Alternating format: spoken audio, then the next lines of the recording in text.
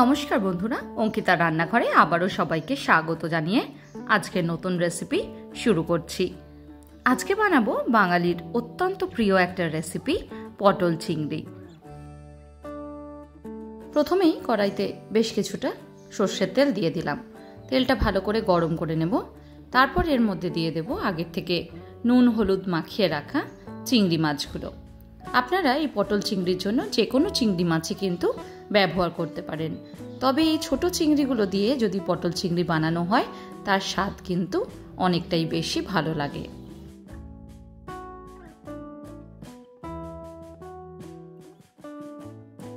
চিংড়ি ভাজার সময় মাথায় রাখবেন, চিংড়ি খুব বেশি যদি ভাজা হয় চিংড়ির স্বাদ কিন্তু একদম বদলে যায়। তাই হালকা যখন ভাজা হবে চিংড়িটাকে ভালোভাবে একবার নেড়ে নিচ্ছি, তারপর সেটাকে তুলে অন্য একটা পাত্রে নিয়ে নেব। খুব জোর হলে 10 থেকে 15 সেকেন্ডের মতন চিংড়িটাকে একটু সাঁতলে নিলেই চিংড়িটা কিন্তু ভালোভাবে ভাজা হয়ে যায়। পুরো চিংড়িটাকে আমি তুলে নিয়েছি। এবার ওই কড়াইতেই দিয়ে দিচ্ছি আরও কিছুটা পরিমাণ সর্ষের তেল। তেলটা আবার ভালো করে গরম করে নেব। তারপর এর মধ্যে দিয়ে দিচ্ছি ডুমডুম করে কেটে নেওয়া আলুগুলো। আলুটা দিয়ে 2 মিনিটের জন্য খুব ভালো করে একবার নেড়ে মিশিয়ে নেব তেলের সাথে। আলুটা ভাজার সময়তেই এখানে দিয়ে দিচ্ছি 1 চামচ মতো নুন আর তারই সঙ্গে 1/2 চামচ হলুদ। খুব ভালো করে আবারও সমস্ত কিছু মিশিয়ে নেব। তারপর আলুটাকে আরো ভাজতে দেব 5 থেকে 7 মিনিটের জন্য। আলুটা যখন এইভাবে রং বদলে লাল লাল হতে শুরু করবে, আলুটাকে তুলে অন্য একটা পাত্রে নিয়ে নেব।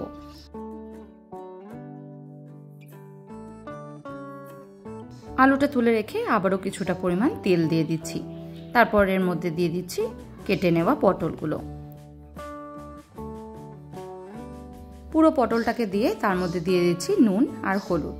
তারপর আবারও ভালো করে পটলটা একটু লাল লাল হয়ে যাওয়া অবধি ভেজে নেব। এইভাবে যদি এই সবজিগুলো ভেজে নেওয়া হয় পটল চিংড়ির টেস্ট কিন্তু অনেকটাই পরিমাণে বেড়ে যায়। পটলটাও বেশ কিছুক্ষণ ভেজে নিয়েছি।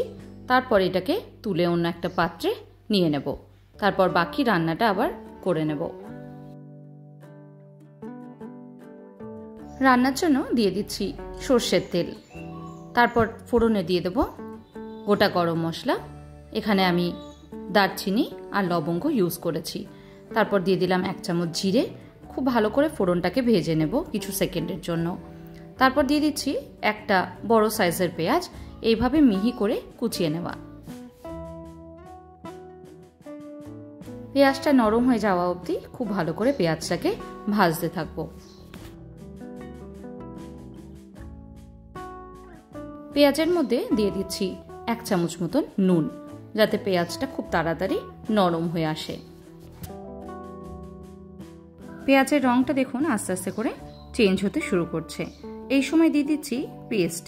এখানে দিয়েছি একটা বড় সাইজের টমেটো, 1 ইঞ্চি আদার টুকরো, 4 থেকে 5 কোয়া রসুন আর 5টা কাঁচা লঙ্কা। খুব ভালো করে একটা পেস্ট তৈরি করে নিয়েছিলাম। তারপর এই পেস্টটা যতক্ষণ না কাঁচা গন্ধটা চলে যায় ততক্ষণ কষাতে থাকবো। মশলাটা দেখুন খুব ভালো করে কষে গেছে আর তার থেকে তেলও ছাড়তে শুরু করে দিয়েছে। এই সময় দিয়ে দেব কিছু গুঁড়ো মশলা। দিয়ে দিলাম 1 চামচ হলুদ, 1 চামচ জিরের গুঁড়ো, 1 চামচ লাল লঙ্কার গুঁড়ো। তারপর খুব ভালো করে গুঁড়ো মশলাগুলোকে মিশিয়ে আবারও কষতে দেব 2 মিনিটের জন্য।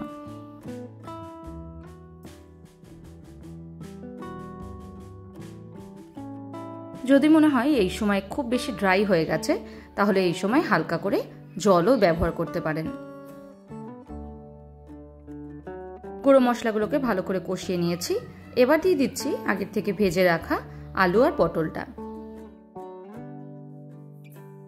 এবার ভালো করে মশলার সাথে আলু পটলটাকে মেশাবো। তারপরে 4 থেকে 5 মিনিটের জন্য এইভাবেই নাড়তে থাকবো।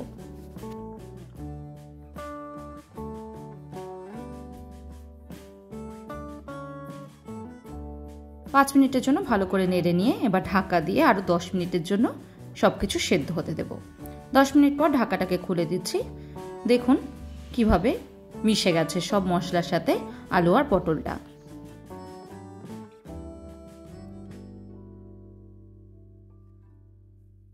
এবার এখানে ব্যবহার করছি 1 কাপ পরিমাণে গরম জল। গরম জলটা দিয়ে আবারও ভালো করে একবার মিশিয়ে ফোটাতে থাকবো। আলু আর পটল এখনো কিছুটা সেদ্ধ হওয়া বাকি আছে। আবারও এখানে ঢাকা দিয়ে 5 মিনিটের জন্য হতে দেব। 5 মিনিট পর ঢাকাটাকে খুলে দিচ্ছি। দেখুন ঝোল কিন্তু একদমই টেনে নিয়েছে আর আলু আর পটলটাও মোটামুটি সেদ্ধ হয়ে গেছে। এই সময় দিয়ে দিচ্ছি আগের থেকে ভেজে রাখা চিংড়ি মাছটা।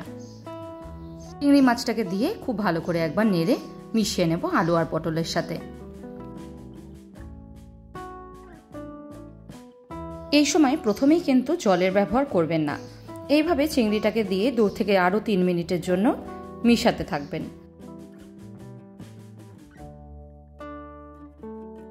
2 মিনিট পর ভালো করে নেড়ে নিয়ে দিয়ে দিচ্ছি জল।